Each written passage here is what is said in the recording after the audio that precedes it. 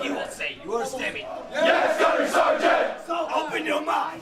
The Gunnery Sergeant is probably one of the most iconic ranks in the United States Marine Corps and the Armed Forces as a whole. But what is the Gunnery Sergeant and why was it created? In this video, we're going to explain the origin of the Gunnery Sergeant rank in the Marine Corps, including its historical and modern roles and the evolution of its insignia. From the real exploits, a Gunnery Sergeant Daniel Daly, the Gunnery Sergeant Hartman's betrayal and Full Metal Jacket, the Gunny has grown to be a key part of the Marine Corps' identity. To understand the Gunnery Sergeant, we first have to examine the Marine Corps' original role. From the Marine Corps' inception, U.S. Marines served aboard almost every type of American warship. They served as ship's guards, enforcing discipline and regulating entry and exit from the ship at port.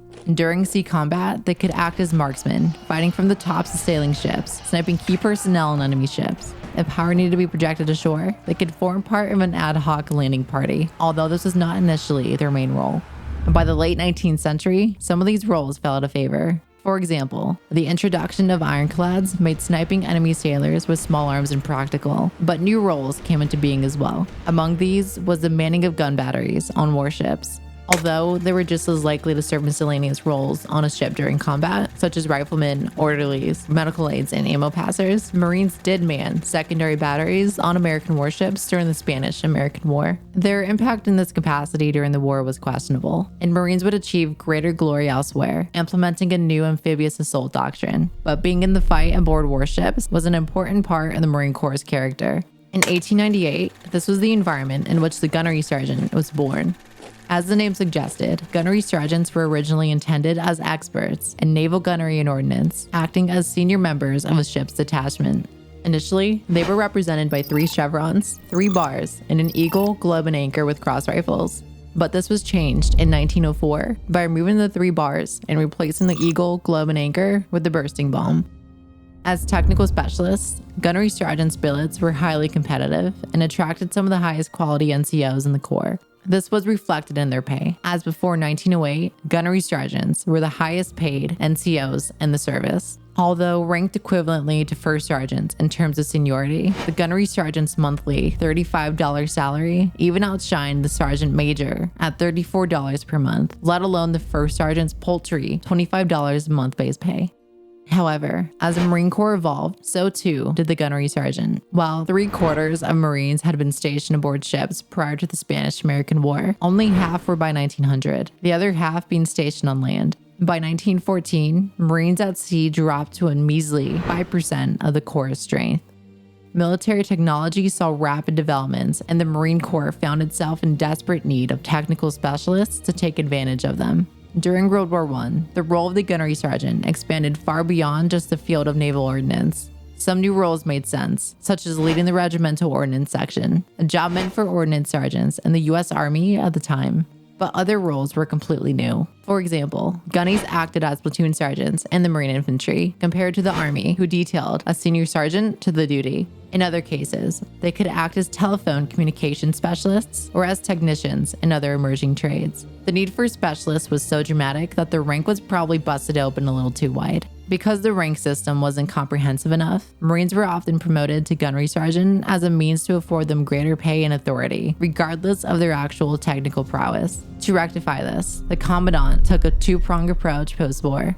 Firstly, he decreed that gunnery sergeants couldn't be used for superfluous duties, like working as clerks, orderlies, mess sergeants, chauffeurs, or police. This essentially restricted gunnery sergeants to working in highly technical trades that required qualifications, like ordnance, aviation, communications, motor transport, as well as the infantry.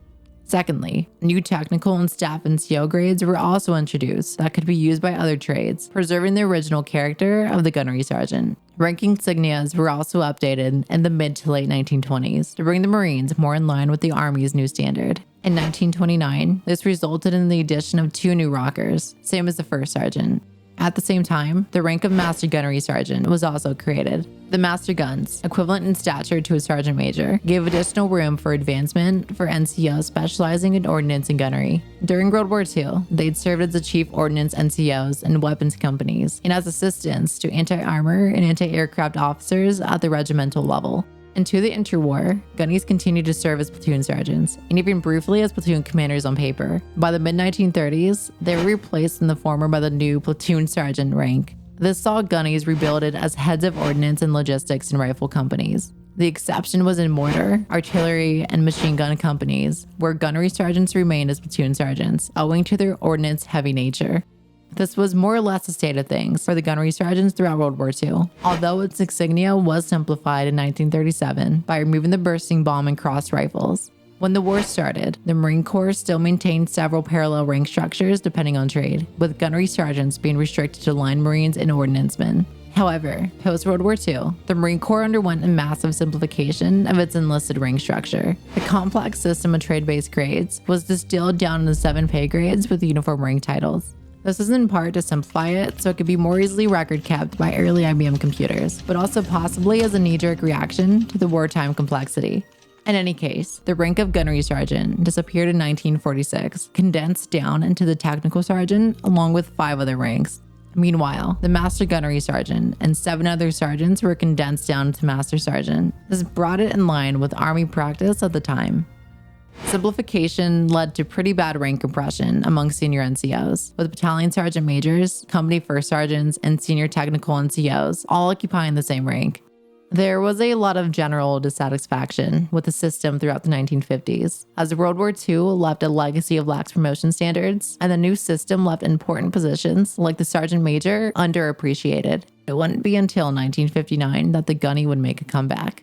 Sweeping congressional reform triggered a major reorganization of rank structures and titles in every service. The Marines in particular took advantage to reintroduce some of their heritage back into their enlisted grades after having been sanitized in the late 1940s. Thus, the gunnery sergeant and master gunnery sergeant were reinstated, with the former replacing the technical sergeant grade at E7. Additionally, all NCOs were bumped up 1 pay grade to bring them in line with their new Army equivalents, with the void at E3 being filled by the also newly revived Lance Corporal. The gunny's new insignia was set at 3 chevrons, 2 rockers, and crossed M1 rifles in the center, while the master guns got their bursting bomb back.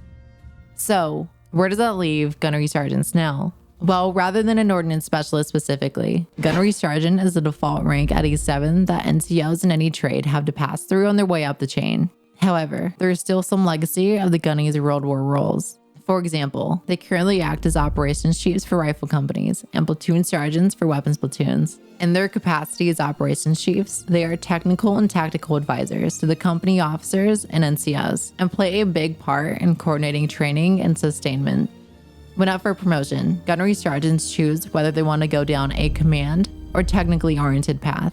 If they choose the latter, they may advance to master sergeant, which act as operations chiefs for weapons companies and trade specialists at the battalion and regimental levels, and eventually master gunnery sergeants, which act as senior operations chiefs at the battalion level and higher. If you enjoyed this dive into the gunnery sergeant, check out this video where we take a similar look at the Lance Corporal, an equally iconic rank within the US Marine Corps and Commonwealth armies. We'll see you over there.